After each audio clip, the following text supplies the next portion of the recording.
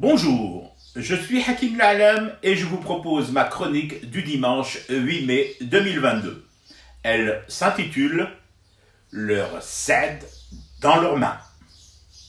J'ai reçu à 2 reprises le ministre de l'Industrie pharmaceutique Lotfi Benbahmed dans le cadre de LSA Direct, le soir d'Algérie Direct, l'émission que j'animais sur la chaîne TV de mon canard. Je l'ai donc rencontré 2 fois. Et les 2 fois, je l'avoue, j'ai été plutôt emballé par le volume que ce ministre développe, ses idées pour le secteur du médicament et cette propension qu'il avait, lors des 2 interviews, à laisser la langue de bois à l'entrée du studio. Là, je le croise une 3e fois.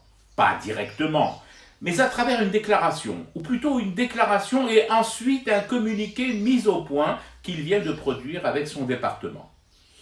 Comment vous dire ?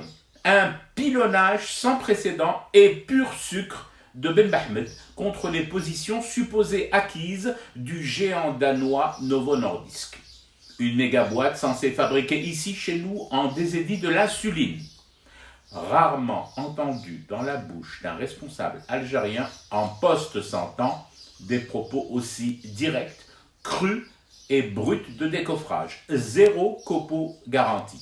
Pour reprendre une expression chère à ma mamie adorée, il leur a posé leur cède dans les mains. Leur rappelant juste un fait, au fond. Ce pourquoi vous avez été sollicité, remis sur ongle. La raison essentielle pour laquelle vous avez posé le pied ici en désédie à l'époque. Cela n'a pas été contractuellement et scrupuleusement fait, accompli. Voilà. Sans embâge, sans gants, même chirurgicaux, une grosse piqûre de rappel qui a dû faire mal aux Danois puisqu'ils se sont empressés de pondre une réponse qui, après moult lectures, produisait à mes oreilles un bruit s'apparentant plus au clapotis des dernières gouttes de sérum dans la perf. Bon, maintenant, vous pouvez toujours me rétorquer « Wombat, et après, la suite c'est quoi ?»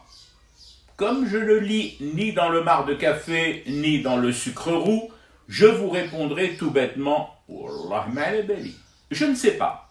En revanche, ce que je sais de manière sûre et certaine, c'est que Benbahmed, par son franc-parler et sa réactivité sans guimauve, vient de rappeler, par ricochet, des souvenirs douloureux.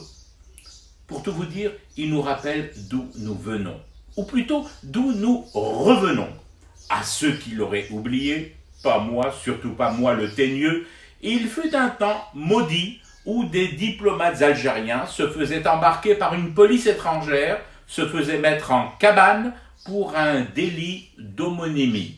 Il fut aussi un temps où des ministres se faisaient descendre le froc, caleçon compris, à la fouille des polices des frontières de pays où ils se rendaient en mission, sans que ça n'émeuve plus que cela leurs supérieurs et le palais à Alger.